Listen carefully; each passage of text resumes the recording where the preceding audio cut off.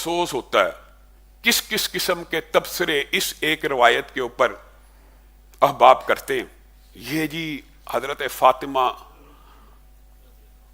افسوس ہوتا ہے میرے منہ سے وہ الفاظ نہیں نکلتے، میں حیران ہوتا ہوں ان کو یہ جسارت کیسے. حضرت فاطمہ کی پیٹ کے اوپر حضرت عمر نے ٹانگ ماری تھی، ٹھڈا مارا تھا، بچہ گرا دیا تھا، اور اسی وجہ سے حضرت فاطمہ فوت ہو گئی تھی.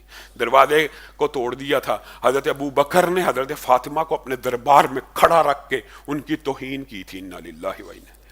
آپ یہ بتائیے کہ حضرت علی کو آپ پھر کس مقام اور سٹیٹس پہ رکھتے ہیں کہ جنہوں نے فاطمہ کی توہین کی، فاطمہ کے بچے کو ضائع کیا، علی کے بچے کو ضائع کیا، علی انہی کے مشیر رہے اور انہی کے وزیر اعظم رہے اور ساری زندگی ان کے خلاف ایک لفظ نہ بولا. اور رسول اللہ صلی اللہ علیہ وسلم نے اپنی بیٹی کے ان دشمنوں کو قیامت تک کے لیے اپنے ساتھ قبر میں سلا لیا. شرم نہیں آتی؟